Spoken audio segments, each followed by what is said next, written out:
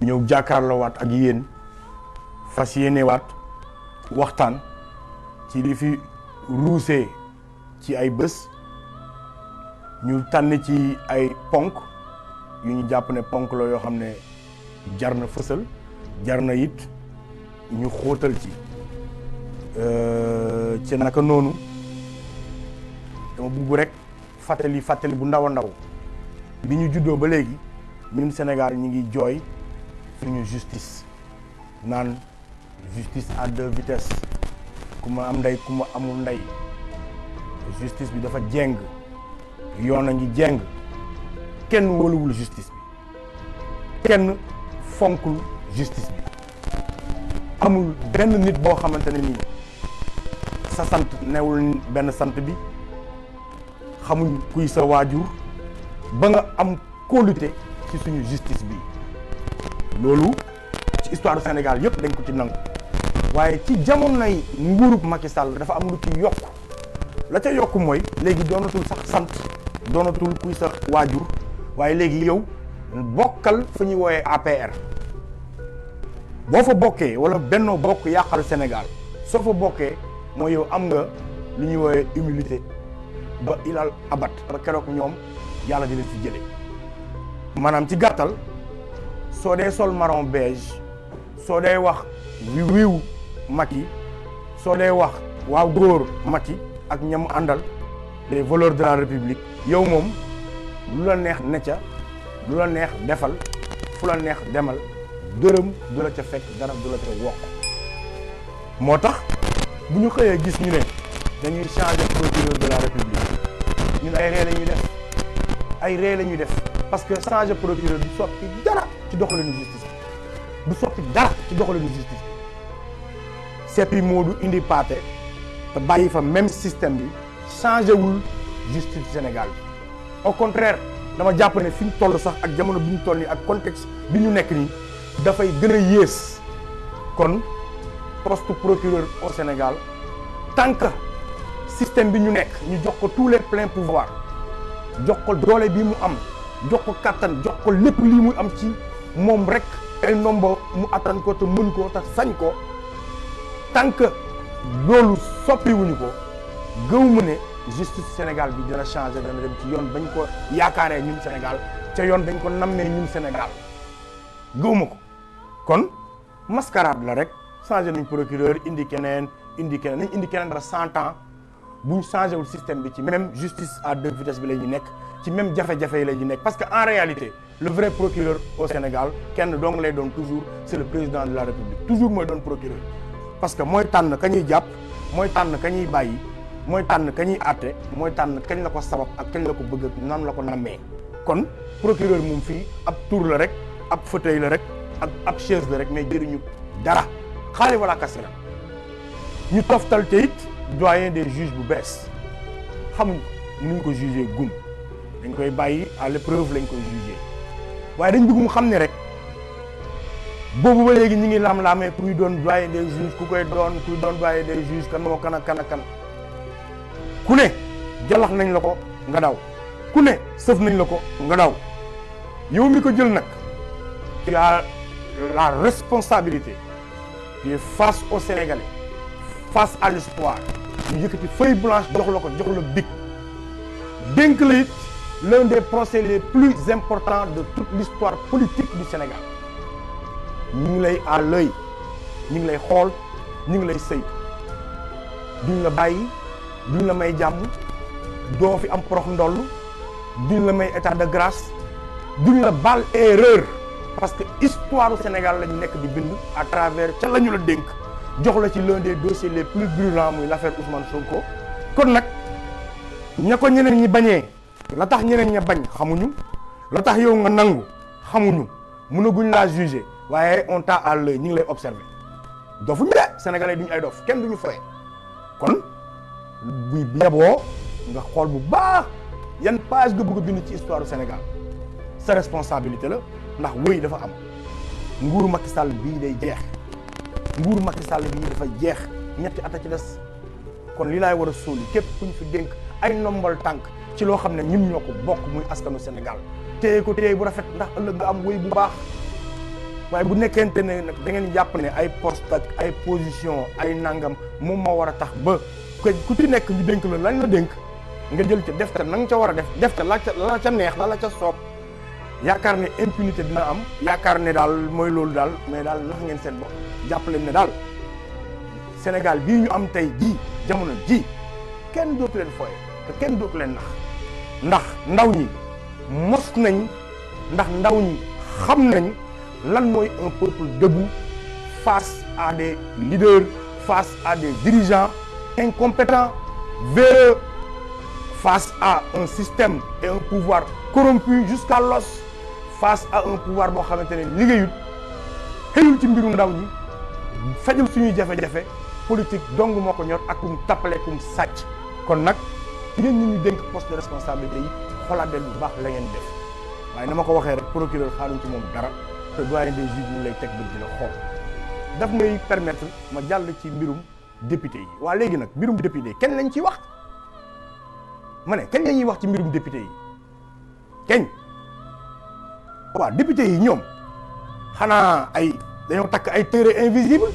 non loolu laa mën a gëm dañoo takk ay nibi nanka xaw ma nibi nanka xaw ma ni ko doon non téere lañ takk parce que quand même yenn yi yabaate la et parlons sincèrement quoi mënuma comprendre pour la première fois de toute l'histoire du Sénégal ay député ñu am lu ñu leen gisee ay preuves à l'appui jàpp nit mu nommé leen cité seen tur ñu ne déet na waay ñu fekk seen ay documents ca kooka lim seen tur ñu jël ñaari weer pour lever seen immunité parlementaire ndeysaan ah député yi de ñoom ñooy ku mu am ndey Ousmane Sonko moom amuloon ndey Khalifa Sall moom amuloon ndey ak yeneen ak yeneen ak yeneen kon parce que APR lañ bokk ñaari weer pour lever seen immunité parlementaire waaye léegi d'accord lever ngeen immunité parlementaire ba tey lu ñuy xaar ñoom pour ñu jàpp leen te li ci gën a graaw lire nañ ci presse bi que ne amatul partie civile y a plus de plaignants ña demoon déposer ji seen lettre partie civile retiré nañ seen ay plainte lire nañ ko ci presse bi kon mbuxum ma ngay waaj a ñëw mbuxum ak tappale ma ngay waaj a ñëw parce que loolu li ñu bëgg a jàngal ci loolu mooy ne bu ñu leen yóbbee devant le tribunal te amatul kenn ku porter plainte flagrant délit ñu ne dossier ba caduc na dossier ba baaxatul indi seen ay teg seen ay tappale seen ay lay ba génn ko mais yéen a nax seen bopp yéen a nax seen bopp mais du loolu ngeen defoon ci affaire Kilifeu ak Simon mais sauf que bii dafa am partie civile bee amul partie civile bii dafa am partie civile ngeen fexe nu ngeen leen tuufee ndàmpaay ba mbir mi nar a nax saay noonu vous pensez que yéen xaw ma fan la député yi nekk ci Sénégal xaw ma ñan ñooy seen i mbokk xaw ma ñan ñooy seen i xarit xaw ma ñan ñoo ci taqee te ban niveau la yegg ci taq ban niveau la yegg ci implication ci association de malfaiteurs lu toll ne député de la République lu toll ne symbole de la République institution de la République lu toll ne le passeport le plus sacré de la République ngeen jël ko di ko trafiquer ñu ne jër na waay ngeen def ci sax ay mariage góor jigéen parce que am na ay état civil lettres yi ñu génn ñu ne góor ak góor baa ngay takk beneen góor loolu di dëggal ne loi Sénégal ba tey mariage góor jigéen buñ ko deful ci ay suñ bërëb yi nga xam it mairie bi mën nga ko valider parce que valider nañ ay mariage góor ak góor ay mariage jigéen ak jigéen ci mbirum affaire député bi du ñun ñoo ko wax lu l'enquête yi génne la kon nag ngeen defe ne ñun Sénégal dinañ fàtte mbir moomu xanaa ñun Sénégal ñun soleil lañ ñu boote wala ñun dañoo amnésique wala nag wala da ngeen di jël ay saafara pour ñu fàtte ngeen sotti ko ci château d'eau yi wala lac de guerre pour ñu naan ko ñun ñu fàtte affaire député yi dama bëgg ngeen wax ma rek fan ngeen teg ne yéen député yi du ngeen leen woo fan la nguuru Sénégal teg ne député yi duñ dem ñu wuy ji justice fan ci lan ngeen ko teg ci lan la wéeru rek na ma ko nit wax kon ñun Sénégal nañ ci wane fulla ak fayda gu mat il faut que ces députés là ay répondre à la justice nañu leen jàpp l'enquête bi wéy te ñu juger leen parce que non seulement suñu document la ñu jël salfaañee ko mais ba tey ngeen nekk ci dilatoire bi ñu fooyee bu leen ñu fontoo leeral leen ñu cette histoire ça me permet tout bonnement ma dem ci dossier Kilifeu ak Simon bii nga xam ne da ngeen cee wane rapidité boo xam ne musul am tappale boo xam ne musul am aujourd'hui je prends le Sénégal à témoin, tout le Sénégal, je suis à l'aise et tous les souteneurs et pratiquement la quasi-totalité des Sénégalais, tous les souteneurs de Kilifeu et Simon sont à l'aise pour parler de cette affaire pour plusieurs raisons. La première mooy nit mënoo koo jàpp ci lu illégal. Nit filmé la ñu ne déet na waay diffusé ko procureur woola ca bëgg la ca tëj te am loi bu ne fii ci mim réew Sénégal dañ fi aaye pour filmer nit ci ginnaawam ñu ne déet na waay ñu aaye nga jël ko teg ko wala bëral ko wala siiwal ko ñu aaye loolu condamné ko. Mais damaa bëgg ñu wax ma ñun lu tax procureur auto saisir ba tey ci mbir moomu lu tax procureur ci diggante Thierno Amadou Diallo mi nga xam ne moo filmé te le 14 juillet la ko yoon teg loxo vidéo yi ñoom tàmbalee daw le 24 juillet ci fukki fan yooyu lan moo ca xew moom la Sénégalais yi bëgg a xam ci fukki fan yooyu lan moo ca xew man loolu laa bëgg ñu leeralal ñu ko. Kan la Thierno Amadou Diallo jox ay vidéo am kan la waxanteel naka la ko waxanteel ci lan la ñu waxante ba koo ko jël jox média pour mu diffuser parce que balaa diffusion bi am na fu mu jaar vidéo yi wadeewul ci asamaan si vidéo yi wadeewul ci poche foriñ ko ci benn mbedd dafa am ku ko jël jox ko média pour mu dawal ko kooku kan la kooku mooy kan. bi ñu defee suñ conférence de presse semaine passée ñu ngi gis ne yëngu-yëngu am na parce que on nañ Thierno Amadou Diallo ni ki barki démb mu dem wuñu gis cybercriminalité waaye li lay wan ne Sénégal réew caaxaan la mooy kilifa bi ñu ko wooyee mook Simon di leen entendre ca minute ba yéen ñëpp dégg ngeen li xew yenn affaire fausse information waaye lii lañ leen waxal nangam ca PV ya ngeen dégg ci ay caaxaan yu dul jeex. ba ci dossier Ousmane Sonko déggoon ngeen ci ay caaxaan yu dul jeex ci yenn PV yi il a fallu gars yi rétablir la vérité indi les vrais PV mais entendre nañ Thierno Amadou Diallo est-ce que dégg ngeen PV bu fruité déggu leen ko de ça c'est un signal très fort quand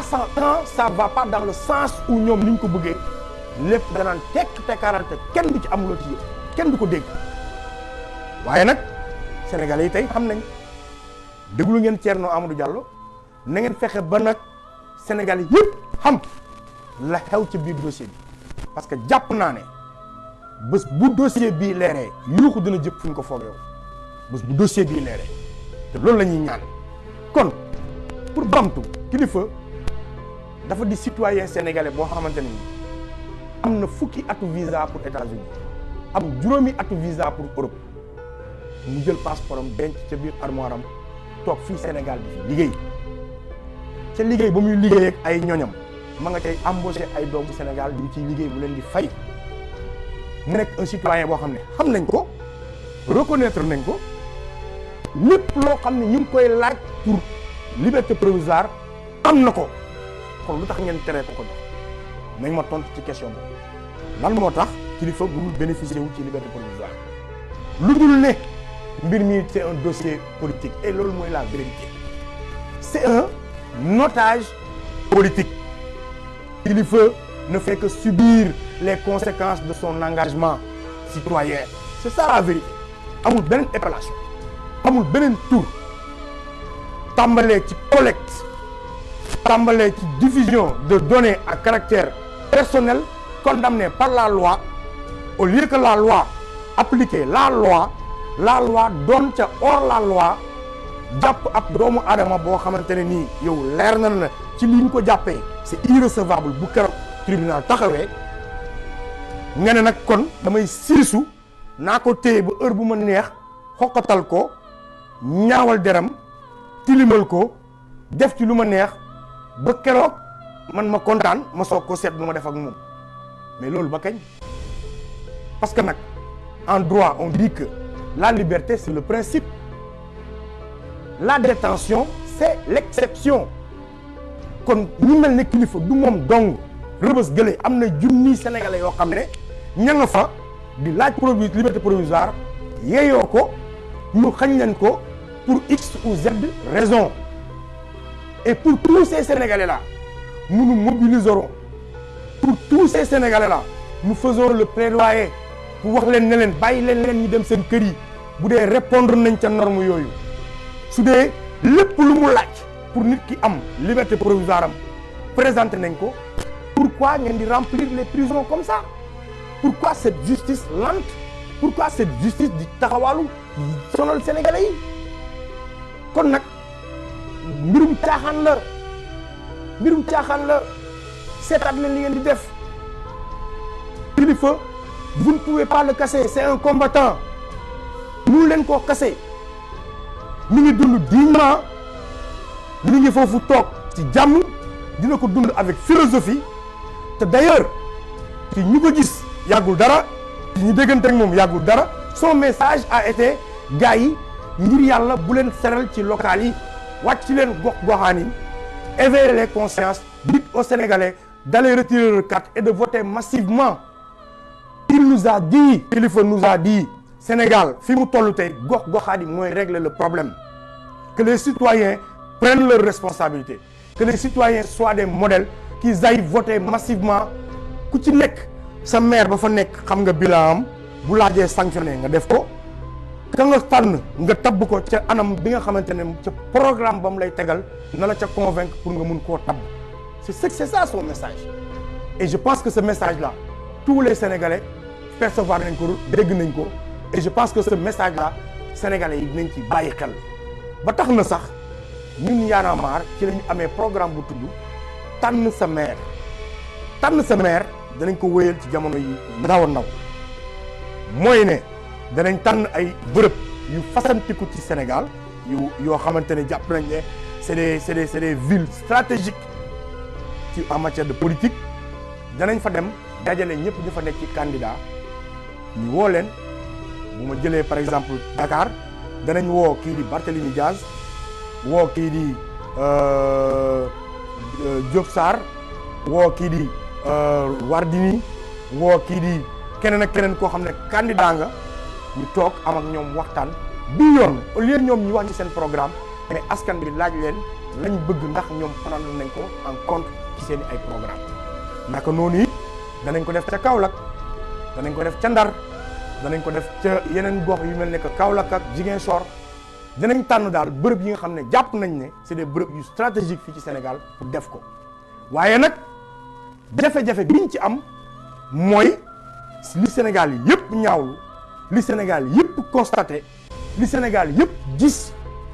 te amul kenn ku ci mën a laam-laam te amul kenn ku ci mënut a duut baaraam xam ñan la muy violence bii ñu gis ci suñu politique jamono yii. Violence bi c'est bien société civile ne waaw nañ def charte de non violence loolu lu rafet la ñu ngi koy rafetlu waaye dama jàpp ne soo fekkee ni sama benn xarit di ma ko waxee nga fekk sabar tëggkat yooyu tëgg nga ñëw ci fecckat yi ne bàyyi leen fecc mi ay tëggkat yi kay fecc mi taxaw waaye yow nga fekk ma waa ji di ma dóor may jooy nga ne ma fompal say rongoñ bur jooy bàyyil mu dóor la sëgal mu dóor la dem leen ngeen wax Macky Sall dëgg.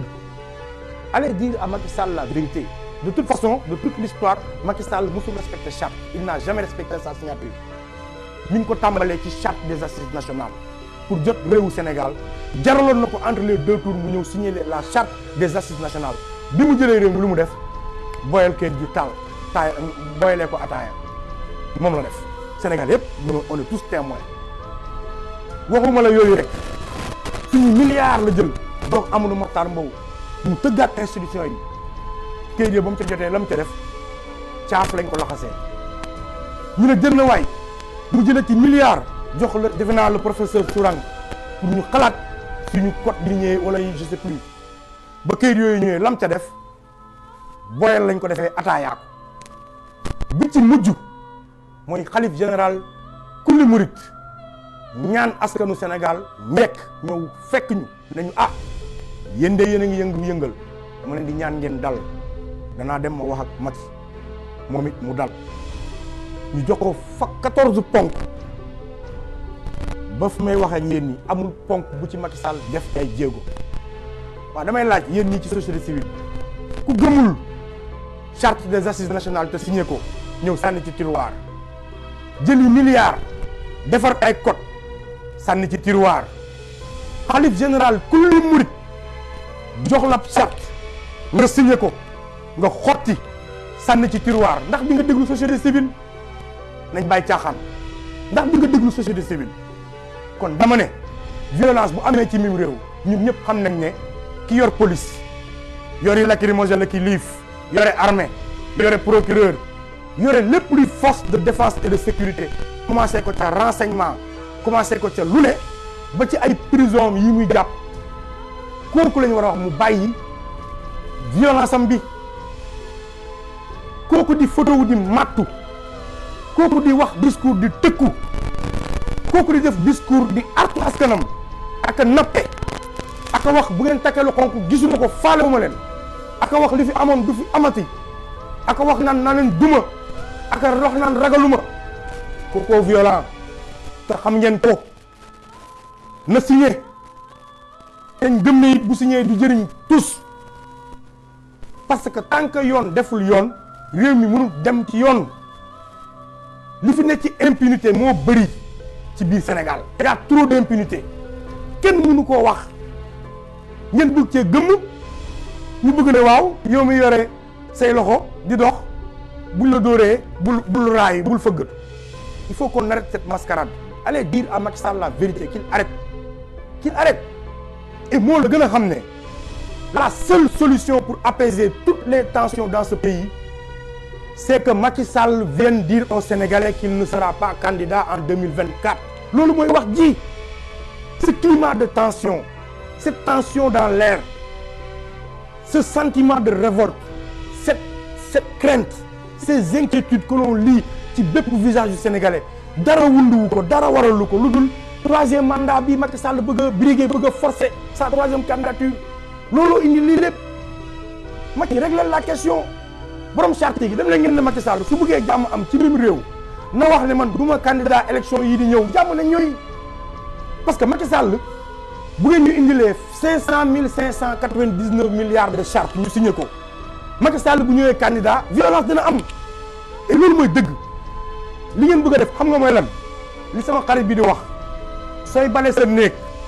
dajale mbalit mi yëkkati sa moquette dugal ko ci suuf wàcce waat sa moquette defe ne yaa ngi ci jàmm heure boo xëyee moo xam rey la moo xam suba la moo xam dans 100 ans la soo yëkkatee moquette bi fekkaat fa mbalit mi te mbalit mi dul lenn lu dul troisième mandat troisième candidature Macky Sall soo bëggee jàmm ci mim réew yéen ñi bëgg jàmm di ko sàkku di wër nit ñi di leen ñaan ñu ut jàmm nee leen Macky mu wax sénégalais yi ne leen nekkuma troisième nekkuma candidat mu jeex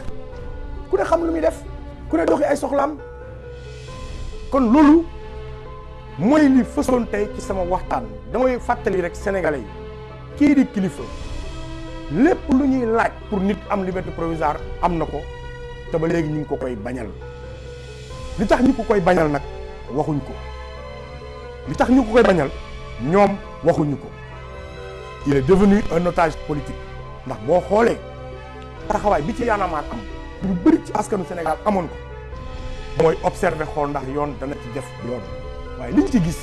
mooy lépp a teggi yoon ca jàppin ba ca détention ba jàppin ba ca détention ba ay li laay war a sóoli sénégalais yi yéen laay waxal nañ leen yeewu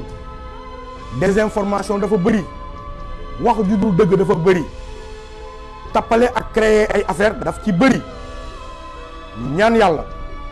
incha allahu rabbi ci lu yàggul dara cette affaire leer éclaté aux yeux de tout le monde ñëpp ñu xam nu gën a xam bootee doomam waaye li ma bëgg a wax mooy ne jox leen waxuma ngeen may ko dama ne jox leen kilifa liberté provisoire jox ko képp koo xam ne mi ngi ci les lieux de détention te présenter lépp luy garantie pour mun koo am parce que encore une fois le droit loolu la wax la liberté mooy le principe et que détention mooy li ñuy woowee l'exception kon nag bàyyi leen nit ñi ngeen téye ci kaso yi te ñu war a am liberté provisoire ñu koy feesal te tegu leen ko ci dara lu dul seen bakkan bopp kon nag bu ngeen jógee ci loolu na ngeen gaaw aussi juger cette affaire parce que sénégalais dañoo bëgg a xam mu leer kilifa dañ ko soxla ci mbedd mi daf ñu amal njëriñ ndax ci xeex yi muy ne askan bi soxla na ko on a besoin de notre kilifa national mu génn ñëw continuer ces combats ndax élection yaa ngi ñëw yeneen ak yeneen a ngi ñëw combat citoyen yaa ngi fi ay gox-goxaat parce que bu leen fàtte ne ci biir Y'en a marre lépp lu jëm ci ay mbirum suuf ay litige foncier ay jafe-jafe ci ay gox-goxaat kilifa lañ ca tabb mu koy dox dossier yaa ngi fees dell fii ci QG bi te gis ngeen yéen ñëpp jéego yëm ca dox ànd ceeg ay Guy Marius Sagna ak ñeneen ak ñeneen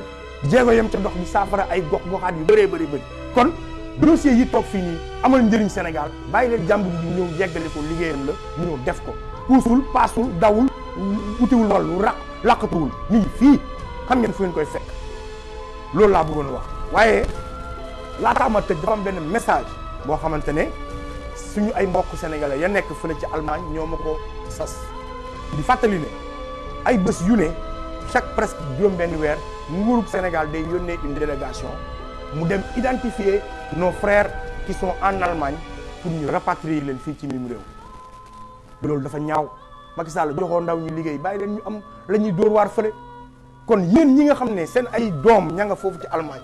seen ay mbokk ñi nga foofu ci Allemagne jàpp leen ne weer bii di ñëw nii balaa la set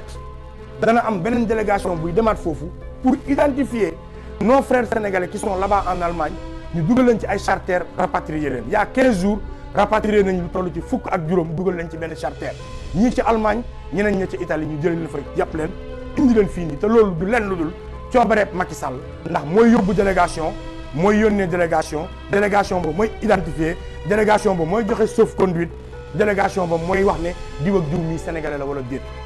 kon loolu dañ ko ñaawlu di wax ne que dinañ ci amaat waxtaan bu gën a yaatu live boo xam ne danañ ci invité suñu frères yi nekk foofu ñu participer ci ñu bokk ci waxtaan bi ñu mun koo wax ñu dénoncé ko parce que nag du yoon nee nga Sénégal réewu jàmm la te Sénégal yaa ngi ko teg ci xal le Sénégal est en train de s'embraser ndax yow kese pour keneen ku lu yow kon jàmm ak salaam bi ñuy woote fii ci Sénégal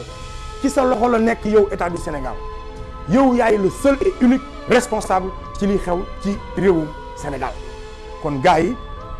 maa ngi leen di jaajëfal di wax ne lépp lu fi dëng nag sama matadi la lépp lu fi jubit suñu borom la di ñaan yàlla mu suturaal ñu may ñu xéwal mais ñu am doole ak kattan bu ñu mënee muñ nguurub Macky Sall ba keroog 2024 ndax yàlla ñu tàggoog li nga xamante ne moo fi nekk guuta boo xam ne sonal nañu loolu ñun askanu Sénégal kon nag maa leen di wax dox daje di wax ne wasalaam di wax justice pour kilifa bàyyi leen jàmbur bi jox leen ko liberté provisoire am te ngeen atte leen lu mu gën a gaaw Sénégal jaa ngeen jëf.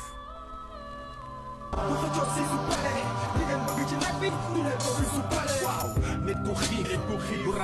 ragal lii sunu freedom duñu seetaan kenn di ko siif képp ku mën di falu askan bi moo la yilif waaye jikko yi ñu fi jëlee yi fi saxaat kiif Y'en a marre dañoo xoos dañoo mar bay niir lu ñuy xaar réew mi oto bi waaj a mbëkk mi doo nelaw guddi doo liggéey bëccëg ndax coupé yu metti doo lekk lu neex doo lekk lu doy facture yi di gën a sekki dëkk baa ngi tooy ba inondé ci lim la na mag wóor a di askan bi di jooy